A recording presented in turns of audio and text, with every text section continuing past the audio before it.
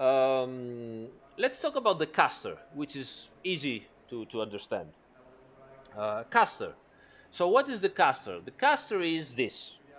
Let me change screen again. Let's go here. All right. All right, let's go here. And this time we will go again to our designs and we'll go down here to the caster. Right.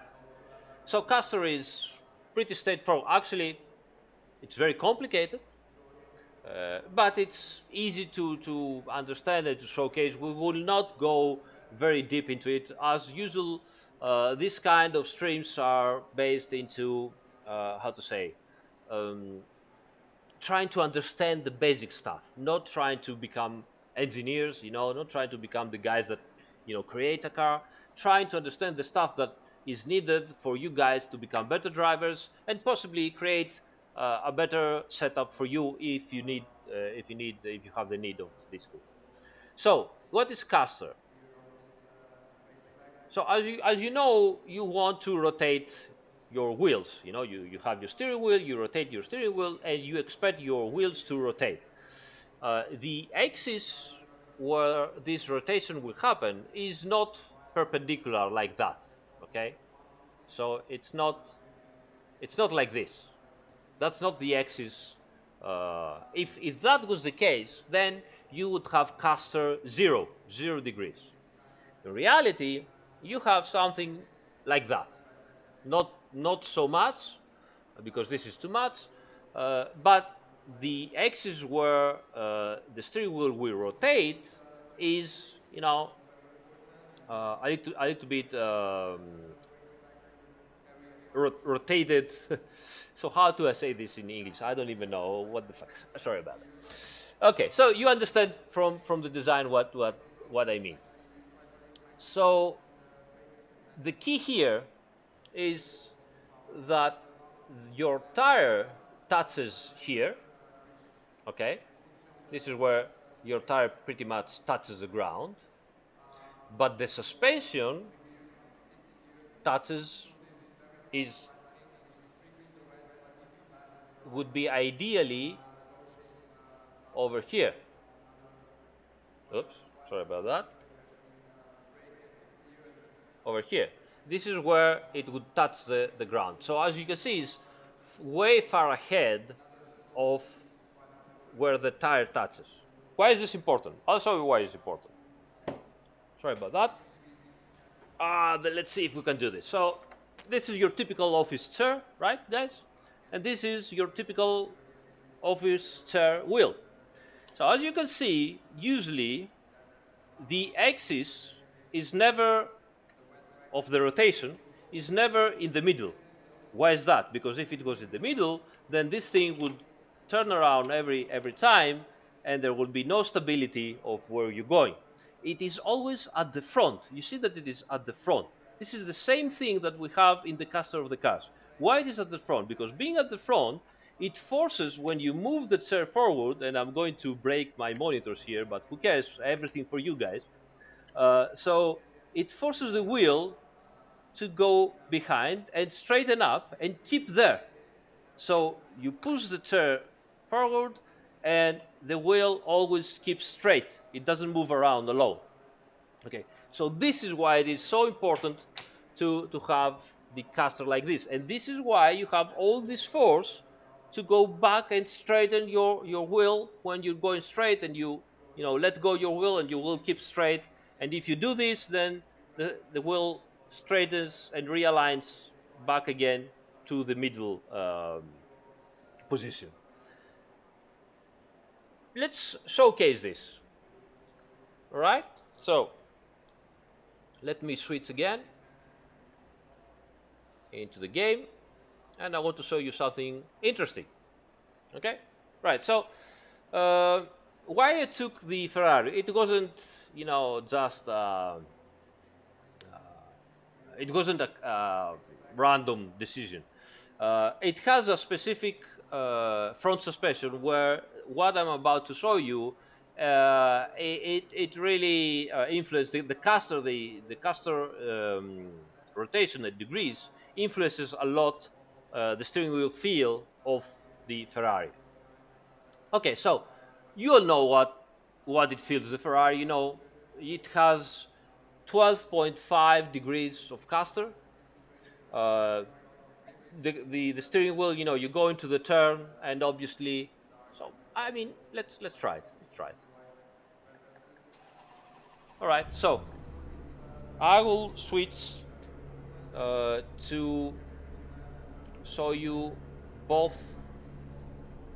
All right, so I want to show you both what the car in the simulator does and what my steering wheel does. So let's start. First gear. Whoops. Switch camera. Sorry about that. So you just, you know, you steer like this. Okay. You let go and it goes back. Okay.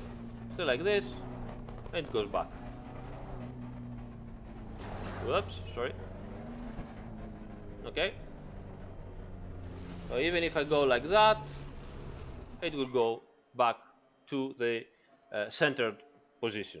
Right, so let's go back to the garage and let's do something interesting here.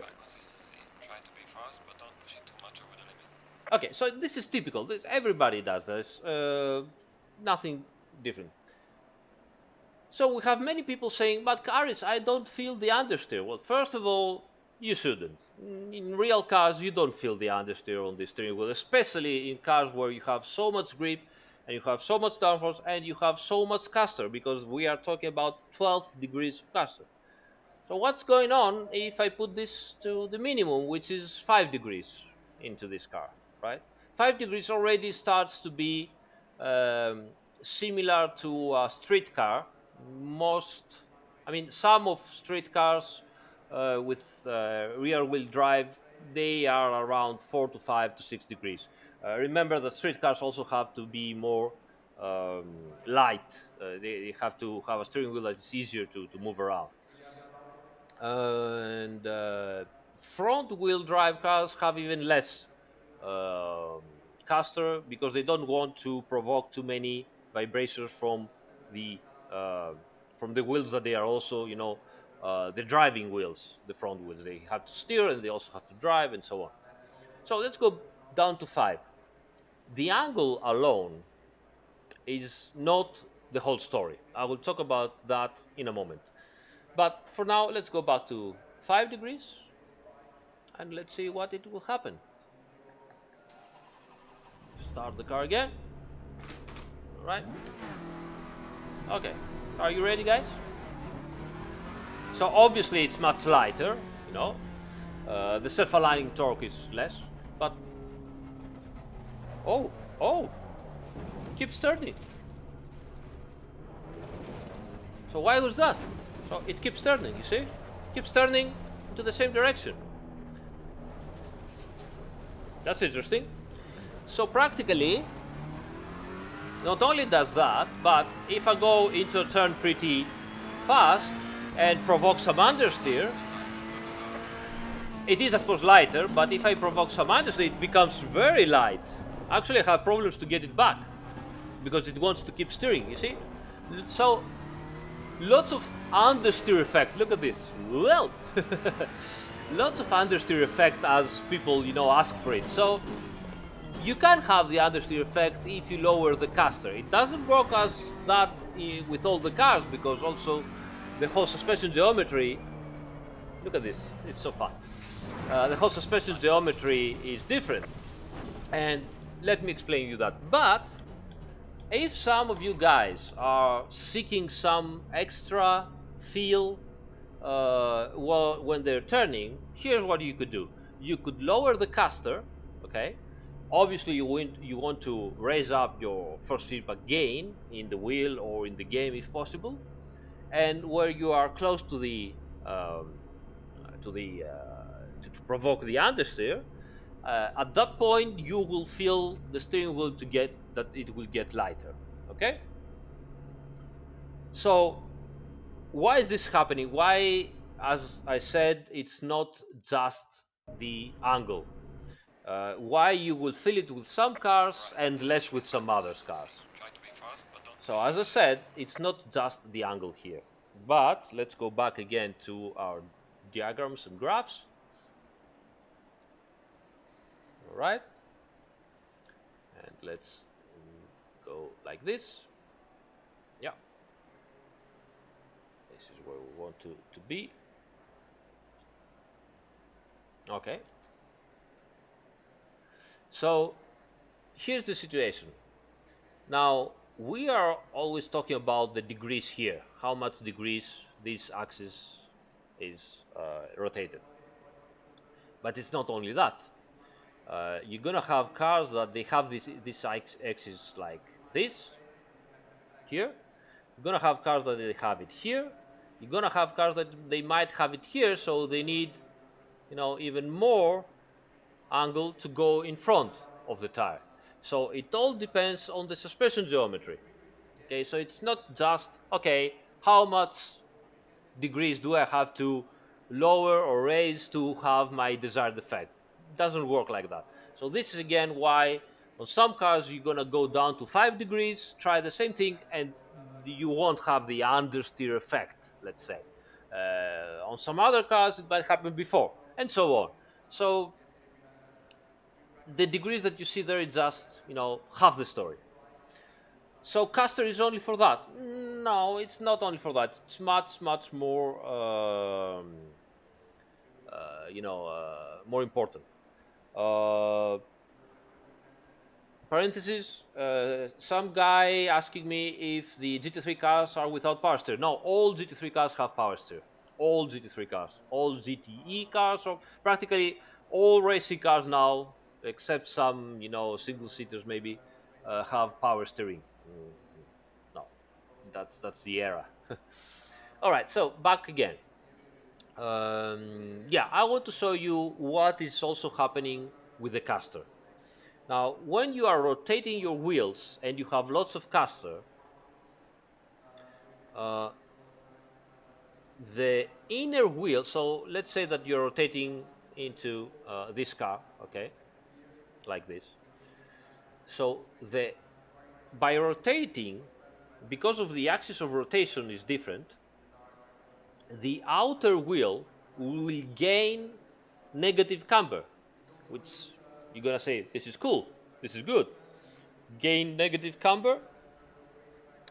So you're gonna have, oops, sorry, you're gonna have something like that by rotating, and the inside wheel is gonna lose negative camber. It's gonna be like this. On some extreme situation, you might have seen some Mercedes street cars, full lock, and they are like that, almost, when they are full lock. So let's go back to almost zero. So this is cool. This is all that we need, because we want the outside wheel to gain negative camber, because as we said, the outside wheel is losing a little bit because of the body roll, right? So it gains negative camber, and that is great. And we had the inner wheel that had lots of negative camber, which means that even though it doesn't, really contribute that much to the grip, if we can make it, lose a bit of negative camber and regain more tread area, more footprint of the tire, that's good. But that's not the only thing that happens. The problem is that if you are in this situation, as I'm showing you on the Racing Aspirations website again, uh, the problem is that the outside of the car goes down, because obviously, if you have the wheels like this, you are like that. This goes even more, so it lowers the outside. This goes like this, so it raises the inside. So you get even more body roll, and you also get some weight shifting, because the car rolls even more. So that's a problem, you know. That's why you shouldn't, exaggerate with caster angles. Okay, so I hope this is clear to everybody, and this is pretty much what happens with caster.